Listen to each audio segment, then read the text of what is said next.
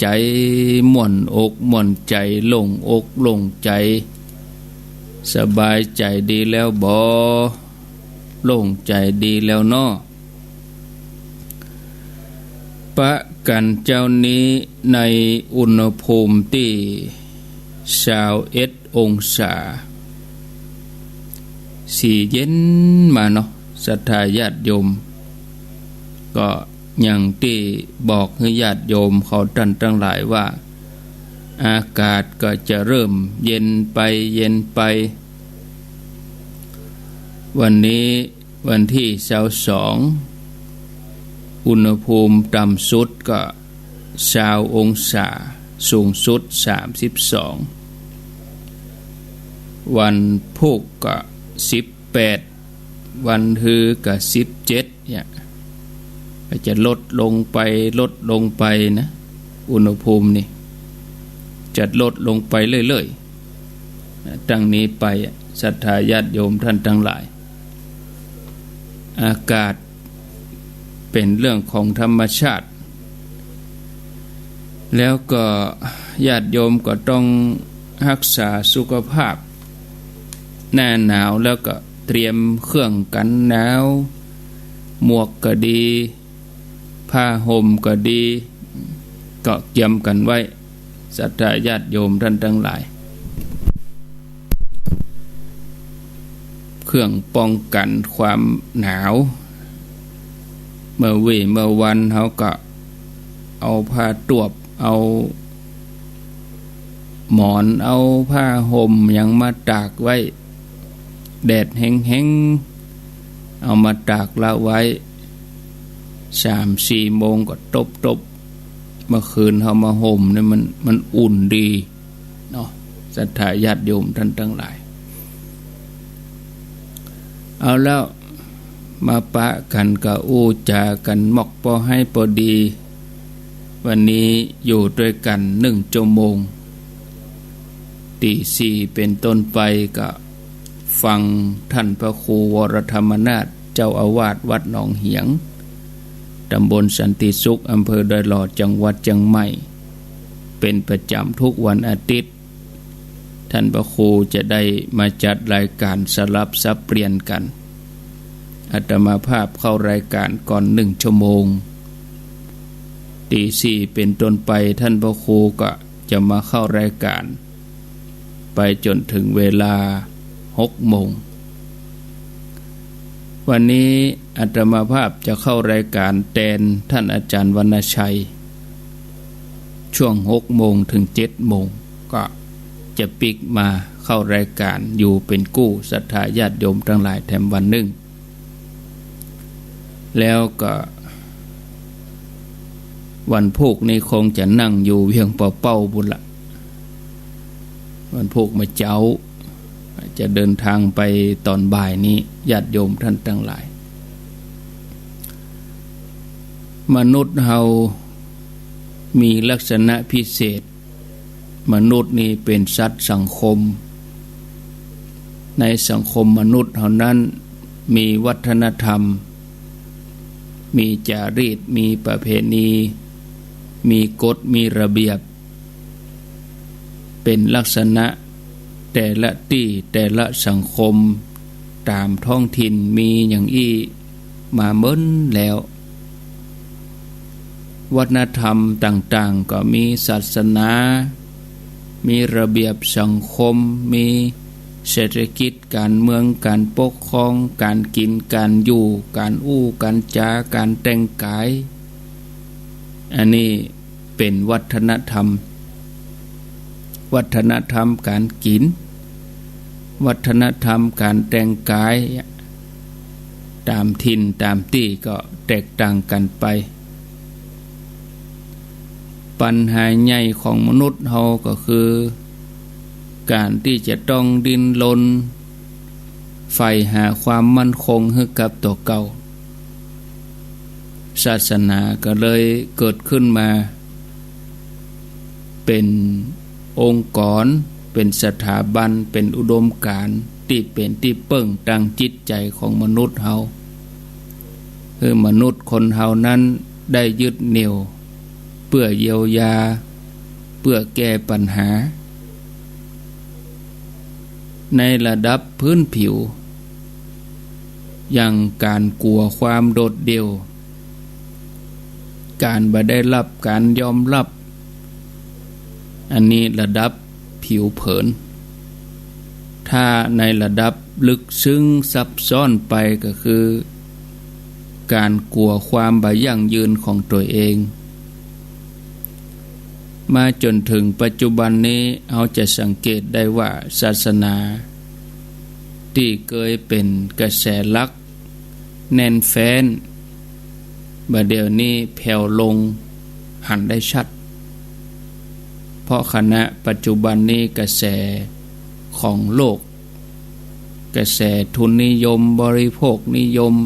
มีความแรงเป็นกระแสใหม่มีความรุนแรงกลายเป็นทางเลือกใหม่ของคนเฮา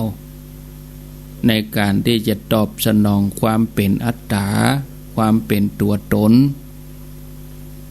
เนื่องจากว่าคนเฮามีทุนนิยมบริโภคนิยมตัวนี้โลกสมัยปัจจุบันนี้มีลักษณะพิเศษคือเป็นยาเสน่ห์อย่างหนึ่งดึงดูดใจให้คนได้ลุ่มหลงสามารถให้ความสุขความสนุกสนานกับผู้คนรวดเร็วทันใจยุคปัจจุบันนี้เป็นยุคของข้อมูลข่าวสารที่รวดเร็วจะอู้ได้ว่าในยุคนี้ยากที่จะมีอุดมการณ์ใดที่มีพลังเท่ากับยุคโลกาภิวัตน์พลังของบริโภคนิยมที่ทำให้ชีวิตของคนเฮานั้นเกิดการเปลี่ยนแปลงสิ่งหมุนนี้ปนเปื้อกิเลสตามที่ปรารถนาเริ่มตั้งแต่ความสะดวกสบายความสุขความสนุกสนานตามสถานที่บันเทิงไปจนถึงความสามารถในการตอบสนองความต้องการของตัวเก่าอันใหม่การสร้างภาพลักษณ์ให้เป็นที่ยอมรับเนื่องจากคนเฮาต้องการประกาศตัวเก่าให้เป็นที่รู้จักก็อาศัยกระแสบริโภคนิยมนั่นเป็นเครื่องแสดงตัวตนกระแสบริโภคนิยมเริ่มต้นเติบโตพร้อมกับความเจริญก้าวหน้าทางด้านเทคโนโลยีสามารถผลิตวัตถุตอบสนองเกินกว่าความต้องการพื้นฐานของมนุษย์เป็นกระแสที่มีการพัฒนาไปเว้ยบ่เพียงแต่ท้าทายอุดมการณ์ลักๆแต่ยังมีความสามารถในการรุกรานแทรกซึมไปทั่วทุกอนูของบนผืนโลกอย่าให้เกิดการยอมรับคอยตามปรับตัวจนยอมรับบริโภคนิยมผสมผสานแล้วก็เพิ่มระดับนักขึ้นกลายเป็นกระแสหลักในปัจจุบันนี้อย่างสื่อสารอย่างมื้อเนี่ยเอาไปเอามาอินเทอร์เน็ตก็ดีเว็บไซต์ก็ดีเฟซบุ๊กกาไลน์กากลายเป็นส่วนหนึ่งของชีวิตไปตื่นเจ้ามาก็จะต้องเอาโทรศัพท์มาพอเช็คข้อความส่งข้อความบอกว่าเจ้าสายบ่ายค่ำ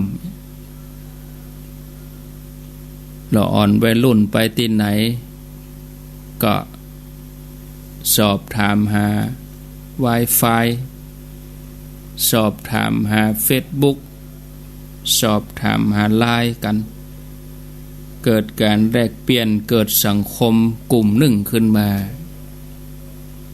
ถ้าเราจะเปรียบระหว่างศาสนากับ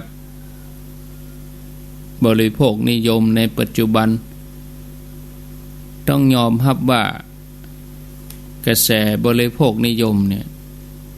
มีพลังแต่ศรัทธาญาติโยมท่านทั้งหลายบางทีก็ต้านทานไว้บ่ไหวทรงพลังบางทีก็ย้อนแย้งกับหลักคำสอนของทางพระพุทธศาสนาเพราะว่าหลักคำสอนบางอย่างนี่เคยเป็นที่ยึดเหนี่ยวจิตใจของคนเฮาในอันดับแรกๆก็ทำให้เกิดความเสื่อมโทรมไปอ่อนแอไปจนมีบทบาทน้อยไปในสังคมศรัทธาญาติโยมท่านทั้งหลายวันนี้ก็อินเทอร์เน็ตเป็นอย่างโมโหเนอะดับมาขาดเกินวันเนี้ยสัญญาณมาบ่ค่อยดีเดี๋ยวลองเช็คพอก่อนอินเทอร์เน็ตมาน้อยความแหงมันบ่เต็มที่อย่างใดหัวก็อดทนเอาไว้ญาติโยมทั้งหลายหลายคลื่นนี่มีปัญหา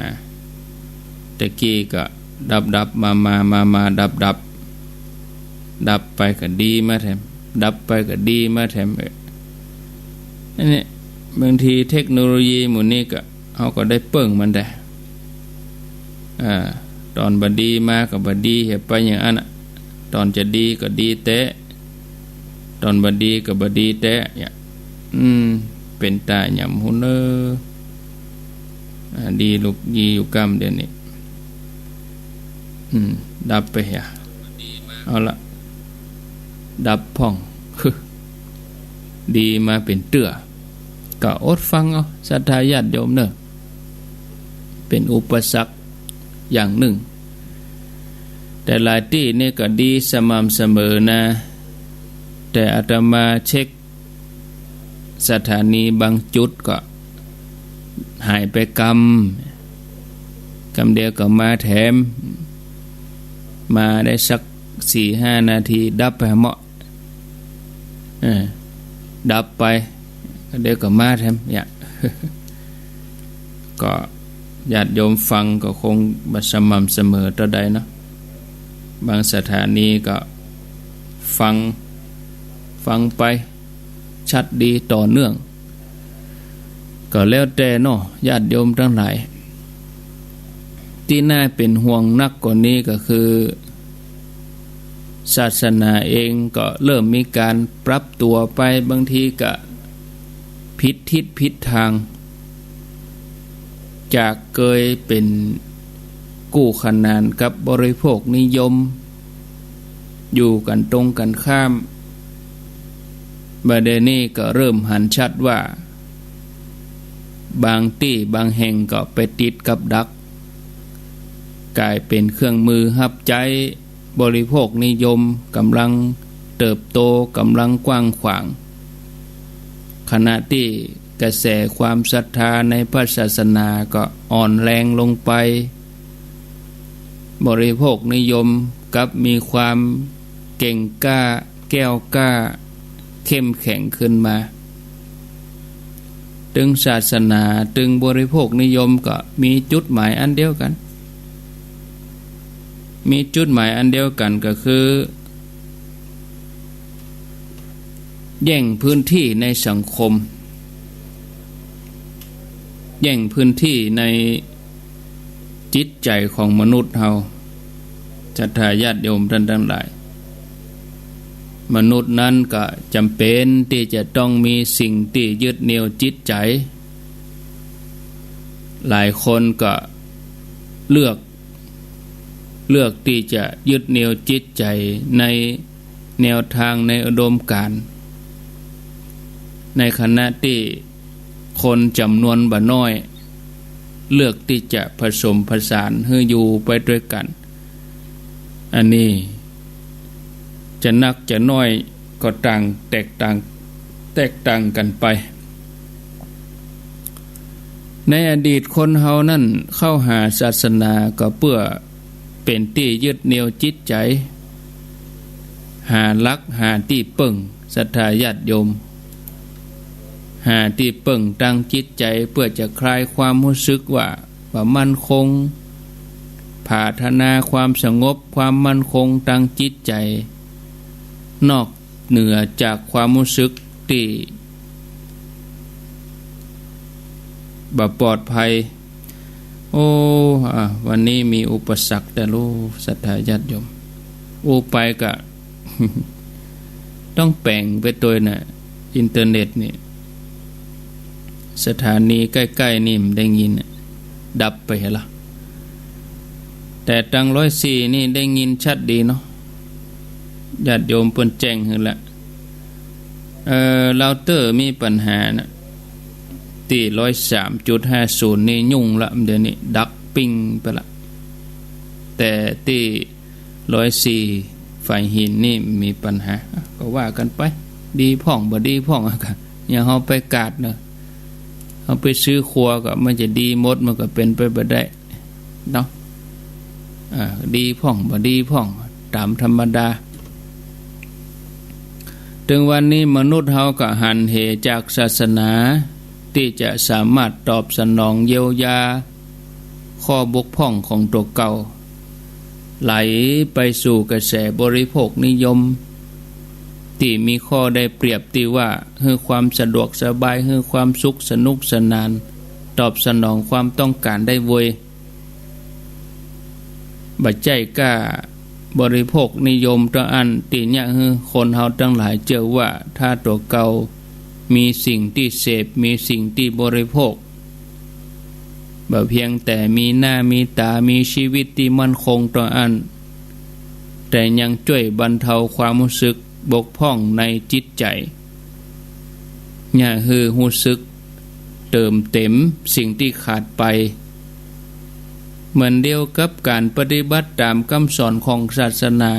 ถ้าเฮาจะมาพิจารณาเฮาก็จะหันว่าการแก้ปัญหาด้วยการใช้วิถีบริโภคนิยมเป็นการแก้ปัญหาชั่วคราวแก้ปัญหาในระดับกายแก้ปัญหาภายนอกบ่สามารถที่จะเติมเต็มความบกพร่องทางด้านจิตใจไปได้อย่างแท้จริงนอกจากนั้นการดิ้นรนเสาะแสวงหาสิ่งที่เอามา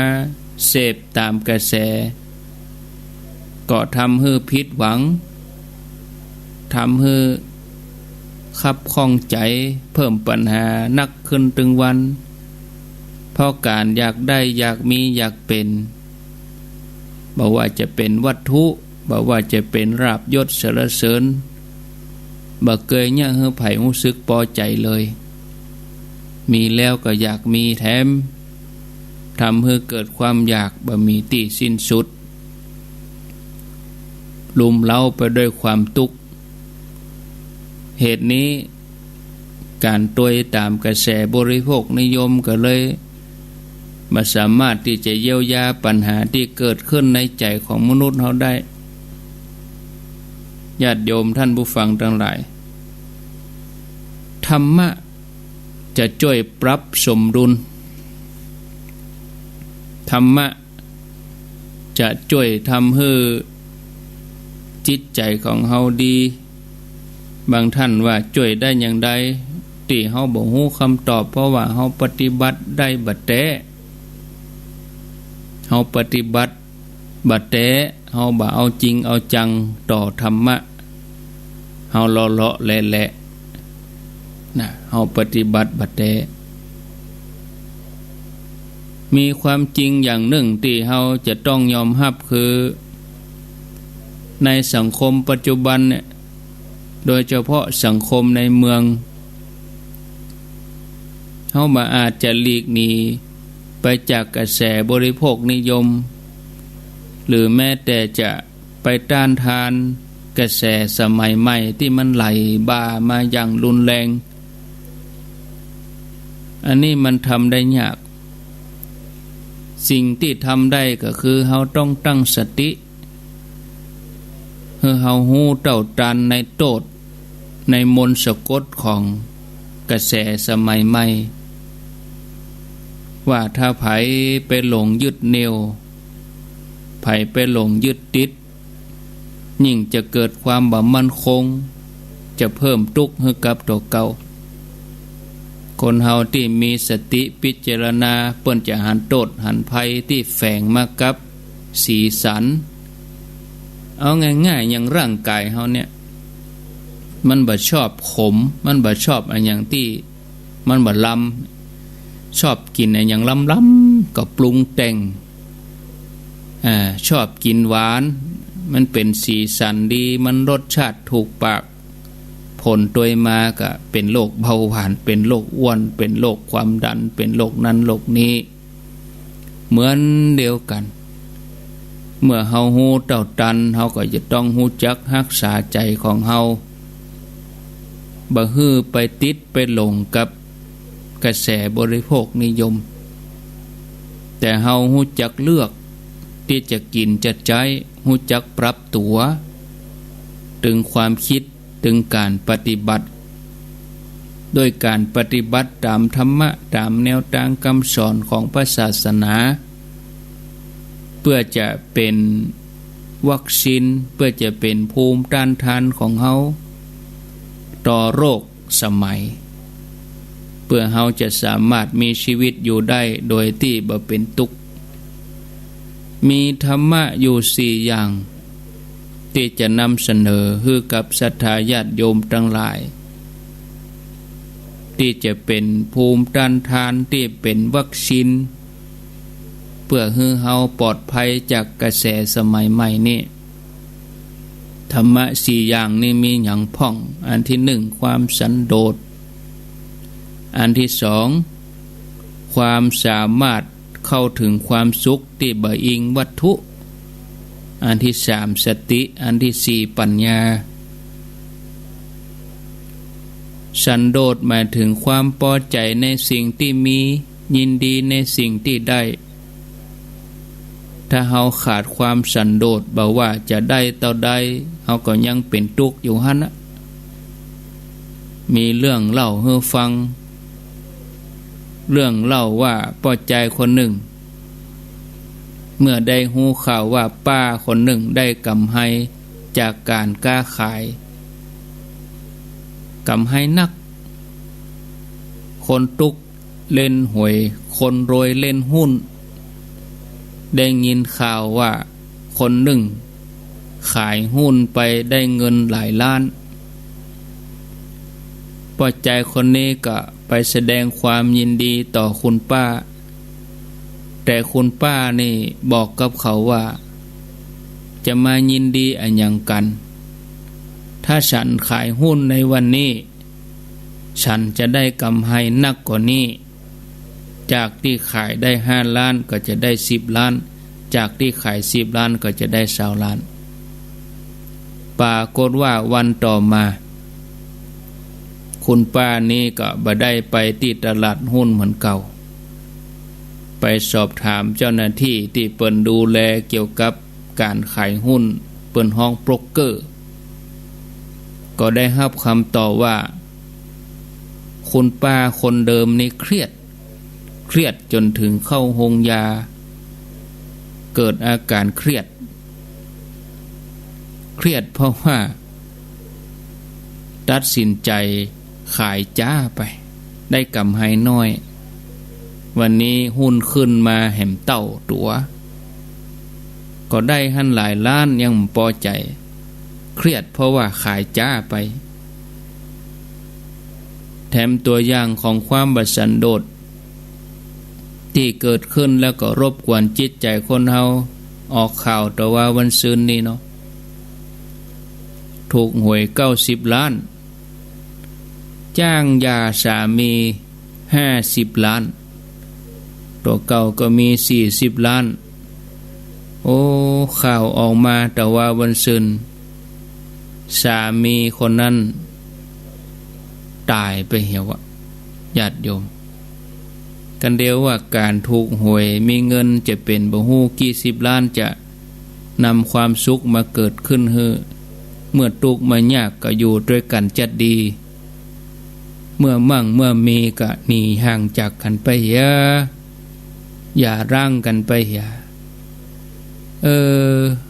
หันลายเหมือนกันญาติโยมทั้งหลายเมื่อทุกข์เมื่อยากนี่อยู่ด้วยกันดีมีสุขร่วมเสพมีทุกข์ร่วมต้านบ่กองมั่งมีสีสุขไปแล้วก็หนีห่างจากกันไปแถมตัวอย่างหนึ่งของความบัดสันโดษที่เกิดขึ้นมารบกวนจิตใจคนเฮาก็คือความทุกข์เมื่อซื้อของแพงกว่าคนอื่นของราคาปันถ้าเฮาต่อราคาลงเหลือ800ก็ดี500ก็ดีโอ้เฮาได้ซื้อของดีเฮาดีใจเฮาได้ซื้อของราคาถูกอย่างเฮาทั้งหลายไปที่ไหนต่างจังหวัดก็เปิ้นถึงว่าเวลาไปซื้อครัวจะไปถามราคากันในรถ ถ้าเอาไปซื้อตกแปลงแล้วคนอื่นเนี่ยมันบ่ม่วนเหมือนเดียวกันนะของราคา1,000เฮาไปต่อรองเหลือ800ต่อรองไปต่อรองมาเหลือ500โอ้ดีใจโอ้ได้ซื้อของถูกบอกกองเฮาฮู้ว่าเปื้อนเฮาไปซื้อของชนิดเดียวกันยี่ห้อเดียวกันต่อได้เหลือ300โอ้เฮาเป็นตุกขึ้นมาทันทีเนี่ยหยังเฮาถึงตุกทั้งที่ซื้อของได้ถูกกว่าถึงกึ่ง500ที่เฮาตุกเพราะว่าเฮาหันคนอื่นซื้อถูกกว่าเฮาเนี่ยความบ่พอใจในสิ่งที่มีบ่ยินดีในสิ่งที่ได้ก็ทำให้เป็นทุกข์อันนี้เปิ้นเฮาว่าขาดความสันโดษอันที่สองสามารถเข้าถึงความสุขที่บ่อิงวัตถุคือความสุขเกิดจากการทำดีอย่างเฮาทั้งหลายตื่นเจ้ามาวันเนี้ยตื่นเจ้ามาเฮาก็ได้บุญละย่ำได้มื่นตาแต่ก็ได้บุญแล้วเปิดวิทยุฟังธรรมะความสุขจากการทำดีจากการได้ทำสิ่งที่สร้างสรรค์ทำตัวเองให้เป็นที่ฮักต่อคนอื่นต่อสังคมบัดสร้างความเดือดร้อนให้กับตัวเองสังคมมีความสุขจากการได้มีความสุขจากการได้อยู่ครอบครัวรวมถึงความสุขที่เฮาได้จากการเจริญสมาธิภาวนาความสุขจากการที่เฮาได้ปฏิบัติธรรมสิ่งหมู่นี้ฮ้องว่าความสุขที่บ่ต้องไปอิงวัตถุอย่างมาเจ้ามาเนี่ยญาติโยมเขาตื่นมาได้ไหว้พระได้ปฏิบัติธรรมเฮาก็บ่ได้เปิ่งวัตถุอย่างอื่นหรอรถเฮาต้องได้ออกบ้านอย่างหรอเฮาต้องได้เกียมอย่างเกียมก็ใจเฮาอย่างเดียวเฮาก็มีความสุขแล้วเนี่ยแม้เฮาจะได้น้อยเฮามีน้อยเฮาก็บ่ทุกข์ถ้าเฮารู้จักความสุขที่เกิดจากวัตถุเฮาก็จะเปิ่งอาศัยวัตถุเฮาเคยซักผ้าใส่กับเครื่องถึงเวลาเอาผ้าจ่อมเข้าไปกดแป๊บเครื่องซักผ้าก็ทำงานของมันไปแต่วันใดวันหนึ่งไฟดับเป็นทุกข์เพราะว่าเฮาบ่เคยซักมือไฟฟ้าต่างๆที่ตอบสนองความต้องการของเฮาวันใดวันหนึ่งไฟดับไปชั่วโมง2 ชั่วโมงเฮาก็เป็นทุกข์เป็นร้อนเพราะเฮาไปอิงกับเขานักเฮาก็ต้องดิ้นรนหาวัตถุเพื่อมาได้นักเพื่อจะมีความสุขในที่สุดเฮาจะกลายเป็นทาสของวัตถุอย่างฮือบ่สามารถมีชีวิตอยู่อย่างร่มเย็นเป็นสุขแล้วก็บ่ปะความสุขได้อย่างแท้จริงอย่างเฮาทั้งหลายไปที่ไหนก็ซื้อครัวซื้อของมาไว้อันนั้นก็น่าซื้ออันนั้นก็น่าเก็บซื้อมาโอ้เพื่อไปถึงบ้านบ่ฮู้จะเอาไปใจ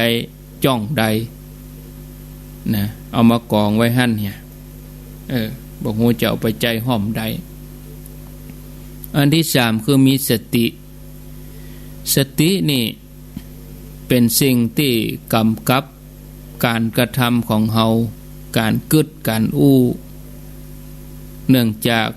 สมัยปัจจุบันเทคโนโลยีมีความสามารถในการกระตุ้นความต้องการทำให้เฮาหลงไหลเวลาหันโฆษณาก็อยากได้อยากมีเหมือนอย่างนั้น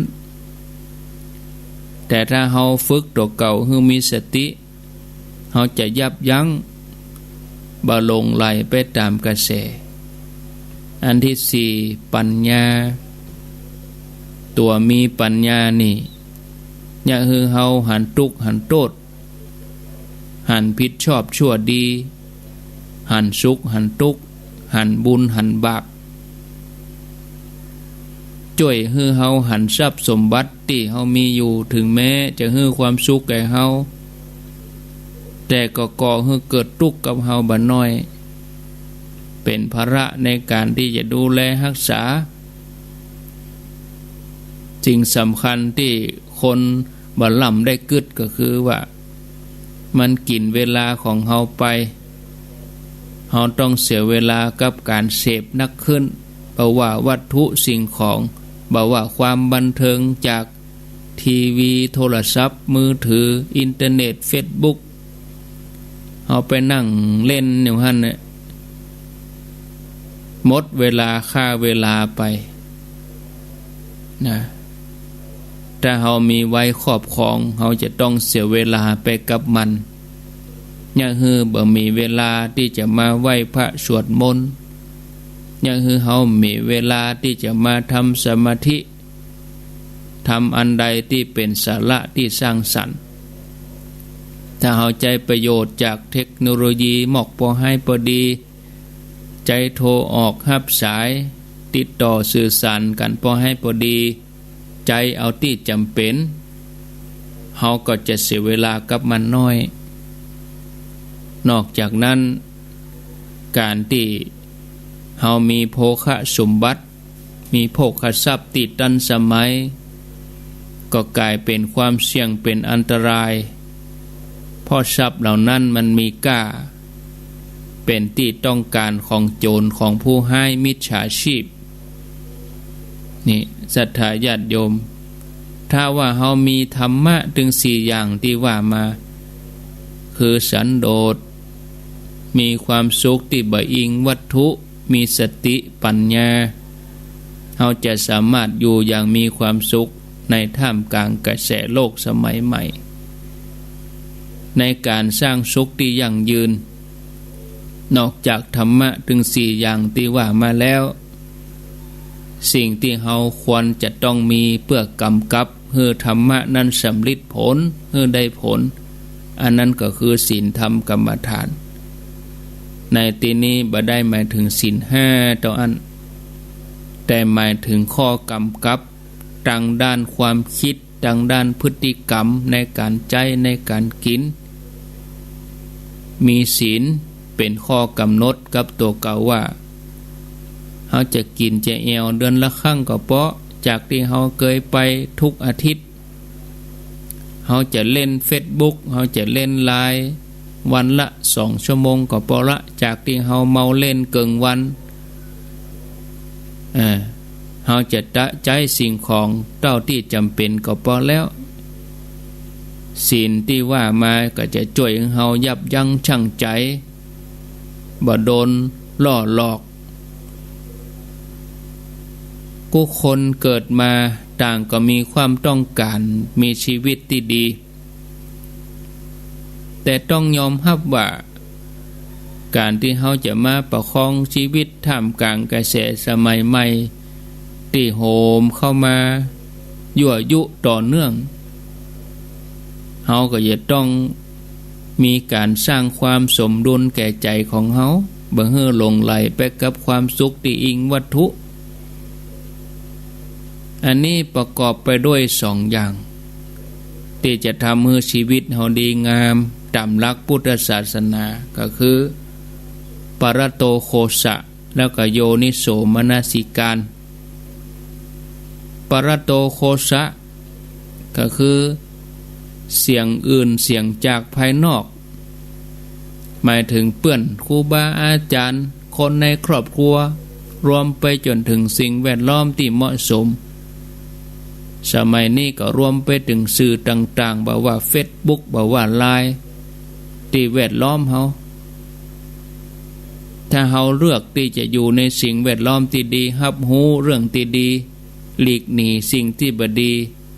มิตรหายมิตรชั่วเฮาก็มีสิ่งที่ดีไว้กับตัวเก่าอันนี้เปิ้นฮ้องว่าปรโตโคสะเลือกเอา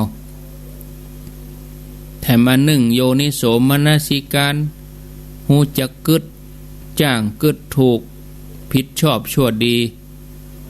มีวิธีพอสิ่งทั้งหลายโดยแยบคายพิจารณาหาเหตุหาผล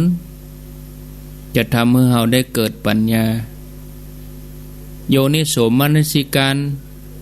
ยังเฮาบ่ตกเป็นเหยื่อของสื่อต่างๆบัดเดี๋ยวนี้ปัจจุบันนี้เฮาหนีสิ่งหมู่นี้ไปบ่พ้นหนียังได้มันก็พ้นเพียงแต่ว่าขณะที่เฮานั่งรถออกบ้านไปตามท้องถนนเฮาก็ปะป้ายโฆษณาเฮาตื่นเจ้าขึ้นมาเฮาก็หันหน้าจอโทรศัพท์มือถือมีสิ่งที่จวนให้บริโภคหลงไหลมาเจ้าบ่แจ้งหน้าย่ำตันได้ช่วยเตือเฮาก็เอามาพอมาดูแต่ถ้าเฮามีโยนิโสมนสิการเฮาก็หูเต้าตันพิจารณารอบคอบถี่ถ้วนบ่เป็นเหยื่อของความมัวเมาทั้งหลายเรื่องสันโดษก็ดีความสุขที่อิงวัตถุก็เหมาะพอให้พอดีพอควรถือว่าเป็นปัจจัยที่อิงอาศัยเบิ่งให้เฮาลำบากในโลกนี้แต่เฮาบ่ควรจะตกเป็นทาสของมันนักเกินไปถ้าเฮาฮู้จักใจอาศัยโยนิโสมนสิการแล้วก็อาศัยปรโตโคสะเลือกคบเลือกหาหลีกหนีสิ่งบ่ดีนอกจากธรรมะที่ว่ามาแล้วญาติโยมเจ้าพุทธเฮาตั้นทั้งหลายศรัทธาญาติโยมทั้งหลายก็จะต้องยึดถือปฏิบัติมีกิจวัตรประจำตนบุญกุศลจะเกิดขึ้นก็คือทำชีวิตของเฮาให้ประณีตจะเดินสมาธิอธิษฐานจิตวันไหน10 นาที20 นาทีทุกต้นชั่วโมงก็ยิ่งดีเฮือตานบำเพ็ญประโยชน์รู้จักประมาณในการบริโภคในการเสพสิ่งต่างๆมันเสาะหาเวลาร่วมกิจกรรมทางศาสนาจักจวนคนในครอบครัวเพื่อนร่วมงานให้มามีส่วนร่วมด้วยกันถ้าเราต้องการอยู่อย่างเป็นสุขในสังคมที่กำลังวุ่นวายเราจำเป็นที่เราจะต้องมีธรรมะกำกับไว้สำหรับชีวิตจิตใจแล้วก็ให้ญาติโยมเราพยายามปฏิบัติตามหลักธรรมในทางพระพุทธศาสนาเชื่อว่าเพียงพอที่จะเป็นภูมิคุ้มกันทำให้เราปลอดภัยบ่หลงไหลบ่ตกเป็นเหยื่อของกระแสสมัยใหม่แต่เราปฏิบัติได้เราก็จะมีความสุขจากภายในแล้วก็เป็นความสุขที่ยั่งยืนเอาละเนาะศรัทธาญาติโยมท่านทั้งหลายพอเวลาแล้วก็ข้างแถม5 นาทีวันนี้คงบ่ได้เปิดสายให้ศรัทธาญาติโยมได้โทรเนาะก็กำเดียวก็ฟังท่านพระครูวรธรรมนาถต่อแล้วอาตมาก็จะไปต่อในเครือข่ายขึ้นสีขาวก็พวก6 โมงพุ่นก่อนเลิกญาติโยมอยู่ตังในหัวในเวียงกะลองไหลไปที่101.75น่านฟ้าเรดิโอไหลไปที่ 89.50 บ้านทุ่งเรดิโอก็ว่าจะอยู่ด้วยกันนี่ก่อนก็ได้ติดตามรับฟังที่ 104.5 รายการต่างๆเพิ่นก็มีปกติเหมือนเดิมก็ติดตามรับฟังกันก็ ก็ขออนุโมทนากับ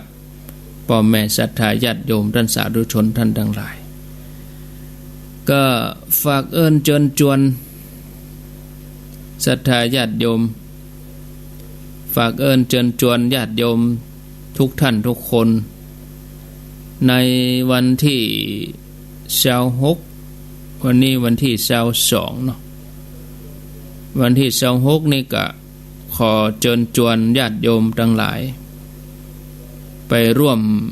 งานยกยอดฉัตรเจดีย์ชเวดากองจำลองที่วัดดอนจันทร์ตำบลเวียงกะหลงอำเภอเวียงป่าเป้าจังหวัดเชียงราย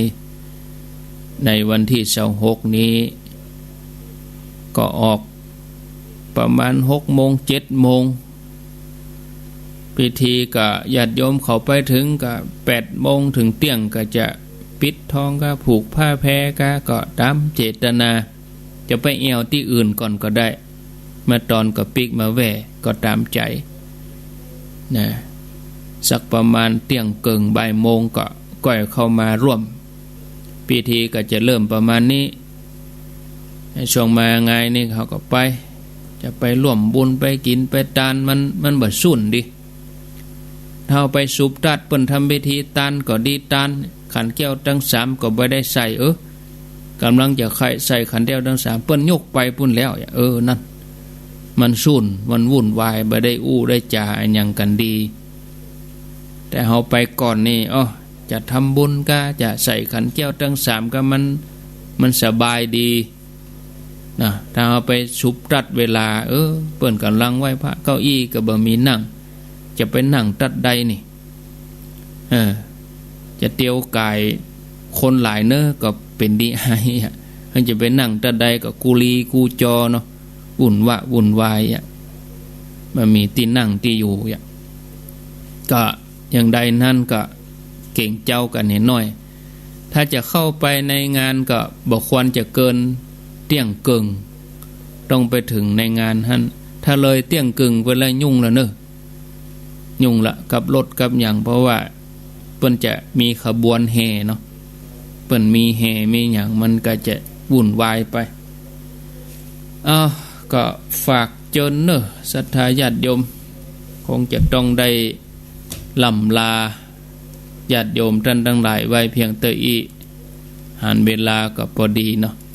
จะถวายเวลาให้ท่านพระครูวรธรรมนาถให้ท่านพระครูได้จัดรายการต่อไปส่วนตนตัวธรรมภาพก็พัก2 ชั่วโมงเนาะตี 4 ถึง 6 โมงท่านพระครูจัดรายการแล้วก็บึด6 โมงก็มาปะกันแถมใหม่โชคดีมีใจเป็นของญาติโยมผู้ฟังขอบคุณทุกเครื่องทุกสถานีครูบาอาจารย์ที่เป็นฝ่ายเทคนิคดีเจเนาะที่เปิ้นได้เกาะสัญญาณเชื่อมสัญญาณเอารายการนี้ไปสู่ผู้ฟังทางบ้านขออนุโมทนากับทุกท่านทุกคนโดยเจริญพรอยู่ดีมีสุขเหมือนกันทุกคนทุกท่านอายุวันโนสุขังปลัง